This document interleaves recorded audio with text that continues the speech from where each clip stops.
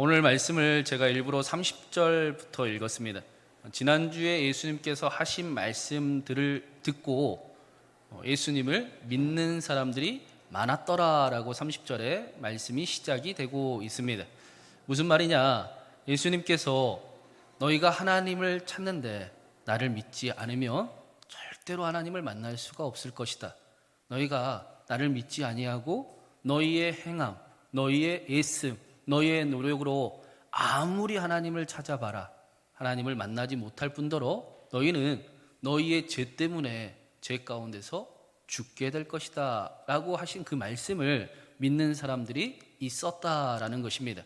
그리고 오늘 말씀에서는 이 믿음을 고백하는, 예수님을 믿는다고 하는 사람들에게 예수님께서 믿음이 무엇인지를 말씀해 주고 계십니다. 우리 31절 말씀을 먼저 한번 같이 읽어보겠습니다. 그러므로 예수께서 자기를 믿은 유대인들에게 이르시되 너희가 내 말에 거하면 참으로 내 제자가 되고. 예수님께서 믿음이 무엇인가? 믿음은 너희가 내 말에 거하고 그래서 내 제자가 되는 것이 믿음이다라고 알려주시는 것입니다. 이 거하다라는 단어가 지속적으로 순종한다, 말씀이 사실인지 살아본다라는 뜻입니다. 그래서 너희가 내 말에 거하고 내 제자가 되는 것이 현재형으로 쓰여져 있습니다. 과거에 한번 믿음을 고백하고 예수님 믿습니다라고 이야기하는 것이 아니라 오늘 지금 믿음으로 살아보는 것, 말씀이 사실인지를 정말로 한번 살아봐서 그것이 정말인지를 경험하며 살아가는 것, 그래서 제자의 삶을 살아가는 것, 날마다 제자의 삶으로 살아가는 것을 예수님은 바로 믿음이다라고 가르쳐 주시는 것입니다. 그런 의미에서 우리 교회가 날마다 아멘으로 아침마다 말씀과 가까이 하는 일은 하나님 보시기에 참 잘하고 있는 일입니다. 그게 바로 믿음으로 살아가는 삶이라고 예수님께서 가르쳐 주시는 것입니다. 바라기는 우리 신광교회가 말씀 위에 더욱 굳게 서는 교회가 되기를 간절히 바랍니다. 말씀 앞에 나아가 말씀이 사실인 것을 경험하고 말씀의 능력이 경험되며 말씀이 우리의 중심을 지켜서 우리의 삶이 지켜주고 또 말씀대로 실제 살아있는 능력이 나타나는 저와 여러분의 삶이 되기를 주님의 이름으로 축원합니다. 그러면 날마다 우리가 말씀 안에서 살아가면 우리에게 무슨 일이 일어나는가? 예수님이 그것을 32절에 이렇게 말씀을 하십니다. 우리 32절도 같이 읽어보겠습니다. 진리를 알지니 진리가 너희를 자유롭게 하리라. 요한복음에서 이 진리는 예수님을 말씀하는 것입니다. 36절 말씀에서도 아들이 너희를 자유롭게 하면 너희가 참으로 자유로우리라. 진리는 예수님을 말씀합니다. 우리가 날마다 말씀 안에 거하고 말씀대로 살아가다 보면 예수님을 더 알아가게 된다라는 것입니다. 예수님이 누구신지, 예수님이 왜 이 땅에 오셨는지, 예수님이 왜 십자가에 달려 죽으셨는지를 깨달아 알게 됩니다. 그리고 그 진리를 깨달으면 우리에게 자유를 누리는 삶으로 경험되게 됩니다. 그런데 예수님의 이러한 말씀을 듣고 예수님을 믿는다고 하는 사람들이 33절에 이런 이야기를 합니다. 우리는 종이 된 적이 없는데요. 우리가 자유롭지 않은 적이 한 번도 없습니다.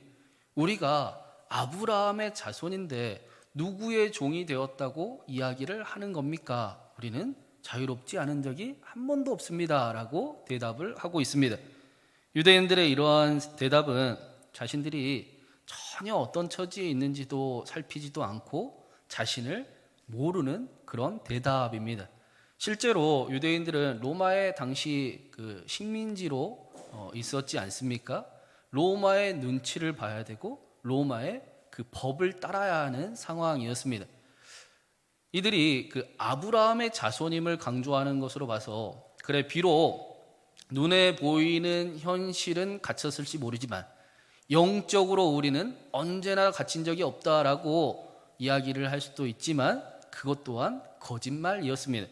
예수님이 34절에 자유가 무엇인지를 설명해 주고 있습니다.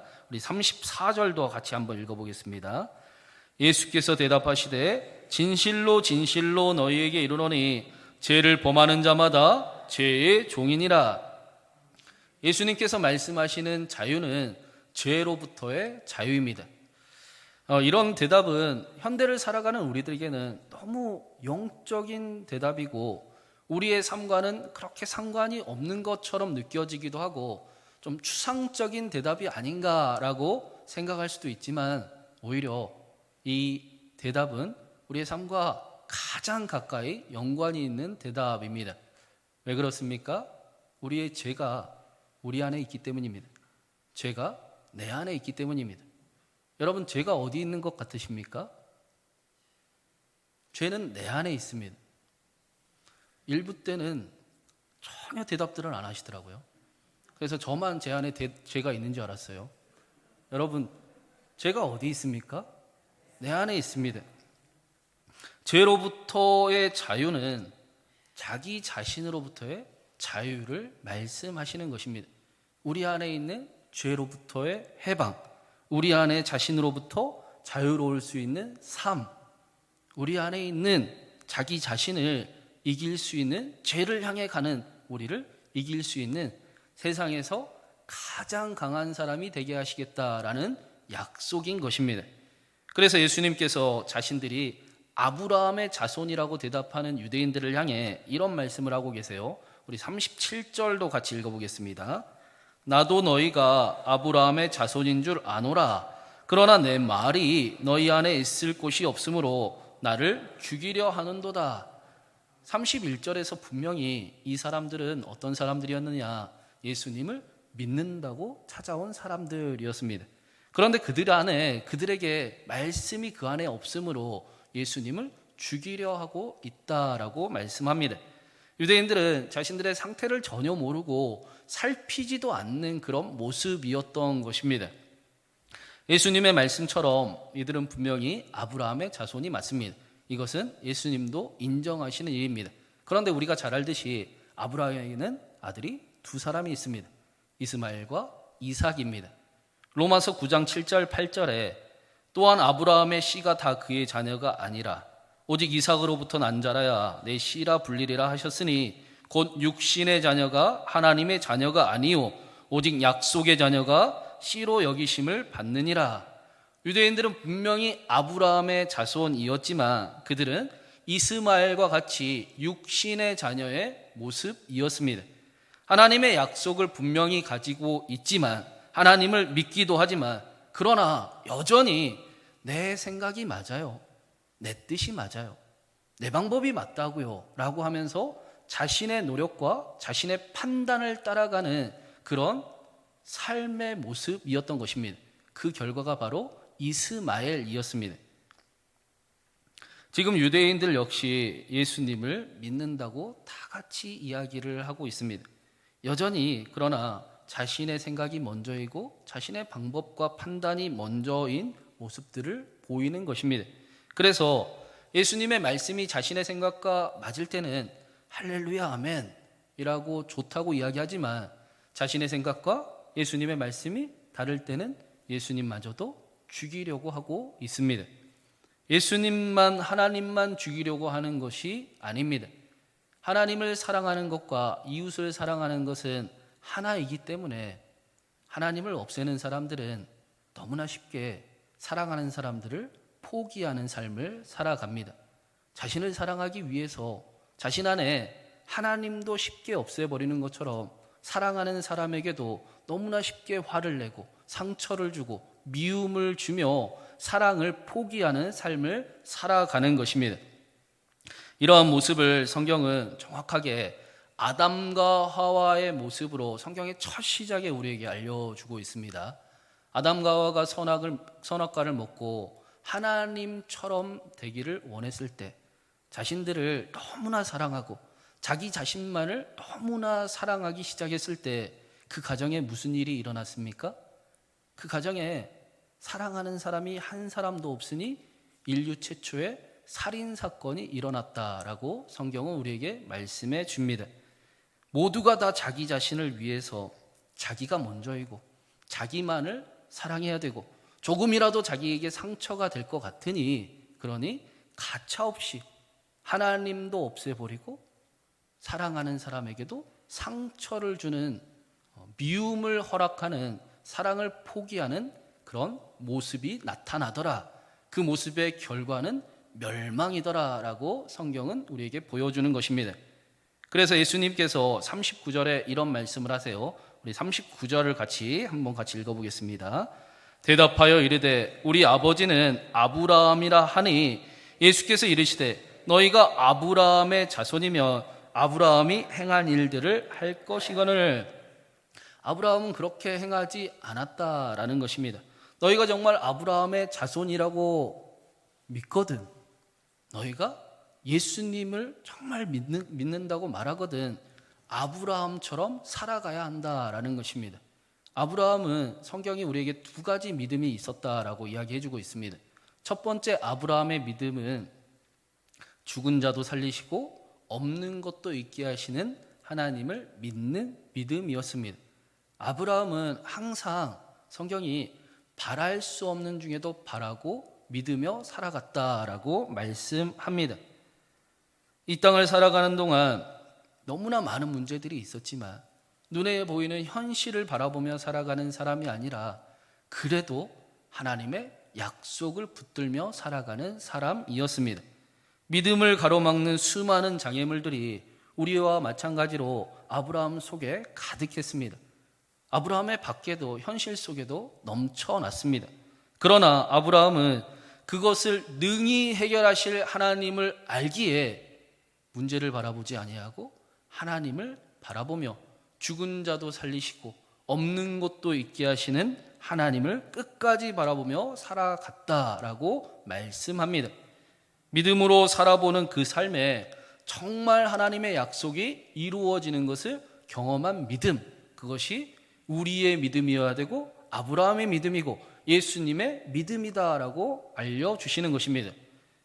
아브라함이 이러한 삶을 살아갈 수 있었던 이유는 아브라함의 두 번째 그 믿음이 경건하지 아니한 자를 의롭다 하시는 하나님을 믿는 믿음이 있었기 때문입니다. 아브라함이 삶 속에서 실수를 안 했던 것이 아니지 않습니까? 우리가 잘 알듯이 실수를 했습니다. 그것도 반복적인 실수를 했습니다. 아브라함도 양심이 있었을 것입니다. 그래서 스스로 창피하고 스스로 실망하고 좌절 속에 나 같은 사람이 어떻게 하나님의 약속을 더 바라볼 수 있는가, 하나님을 포기하고 싶을 때도 많았을 것입니다. 그런데 그때마다 하나님은 아브라함을 찾아오셨습니다. 그리고 뭐라고 말씀하십니까? 이전과 똑같이 말씀하십니다. 이전하고 그대로 변함없이 말씀을 해 주십니다. 큰 실수를 저지르고 창피하고 절망 가운데 있는 아브라함을 찾아오신 하나님께서 아니, 나는 너를 여전히 똑같이 사랑한다. 나는 너를 절대로 포기하지 않았다. 네 생각에는 다 끝난 것 같이 여겨질지 모르겠지만 나는 끝나지 않았다. 내가 반드시 너를 통해서 내 일을 이루어 갈 것이다. 그렇게 끝까지 자기를 사랑하시며 말씀하시는 하나님을 믿었다라는 것입니다. 이 믿음이 아브라함의 믿음이었습니다. 경건하지 않는 자를 의롭다 하시는 하나님을 믿으며 그분이 자신의 생각에는 불가능할 것 같은 그 일들도 능히 해결하시는 하나님을 경험하며 살아갔다는 것입니다. 이 믿음이 아브라함의 자손이라면, 예수님을 믿는 사람이라면 그 믿음으로 살아가야 한다고 예수님이 말씀하시는 것입니다. 이것이 또한 바로 하나님께서 예수 그리스도를 통해 저와 여러분에게, 그리스도인들에게 말씀해 주시는 믿음이었습니다. 하나님께서 아들 예수 그리스도를 죽은 자 가운데 살리시고 부활을 우리에게 보여주심으로 죽은 자도 살리시고 없는 것도 있게 하시는 하나님을 알게 하셨습니다. 하나님은 죽은 자도 살리시고 없는 것도 있게 하시는 분이십니다. 우리가 불가능하다 생각하는 것도 능히 하실 수 있는 분이십니다. 예수님께서 자신을 버리고 자신을 저주하고 자신을 배반하며 떠나간 제자들을 끝까지 사랑하시면서 그 제자들을 위해 고난과 모욕당함을 주저하지 않으시고 십자가에 달려 죽으심으로 경건하지 아니한 자를 여전히 사랑하시는, 의롭다 하시고 끝까지 사랑하시는 하나님을 알게 해 주셨습니다. 그래서 부활하신 예수님을 만난 사도 바울은 누가 우리를 하나님의 사랑에서 끊으리요? 세상의 그 어떤 높은 것도 깊은 것도 세상의 그 무엇도 그리스도 예수 안에 있는 하나님의 사랑에서 우리를 끊을 수 없느니라. 믿음으로 말미암아 그리스도께서 너희 마음에 계시기를 바라고 그리스도의 사랑이 너희 마음에 뿌리가 깊이 박히고 터가 굳어져서 지식에 넘치는 그 사랑을 알고 그 너비와 깊이와 높이와 길이가 얼마인지를 깨달아 하나님의 충만하심이 너희 가운데 충만하기를 간절히 원하노라. 그렇게 말씀하는 것입니다. 성경은 이 하나님의 사랑이 우리에게 자유를 선물해 주었다라고 말씀합니다. 그래서 갈라디아서 5장 1절에 그리스도께서 우리를 자유롭게 하려고 자유를 주셨으니 그러므로 굳건하게 서서 다시는 종의 멍에를 매지 말라라고 말씀합니다. 예수님께서 그리스도인들에게 자유를 주셨습니다. 죄로부터의 자유입니다. 죄를 이길 수 있는 자유입니다. 헛된 욕망으로부터의 자유입니다. 이기심과 다툼과 미움으로부터의 자유, 용서할 수 있는 자유, 미워하지 않아도 되는 자유, 비교당하지 않을 수 있는 자유, 비교하지 않아도 되는 자유, 누구보다 사랑받는 사람처럼 살아갈 수 있는 자유, 더 나아가 사랑할 수 있는 자유를 저와 여러분에게 주셨습니다. 그래서 그리스도인들은 자신의 삶의 가치를 잃어버리고 욕심 때문에 태어난 사람처럼 살아가지 않습니다. 돈 때문에 태어난 사람처럼, 성공 때문에 태어난 사람처럼 살아가지 않습니다. 쉽게 비교당하지도 않고 쉽게 비교하지도 않습니다. 다른 사람을 대할 때도 높고 낮음으로 대하지 아니하고 지극히 작은 자, 어린 아이까지도 하나님이 존귀 사랑하는 사람임을 기억하며 존대하며 소중하게 사랑하는 삶을 살아갑니다.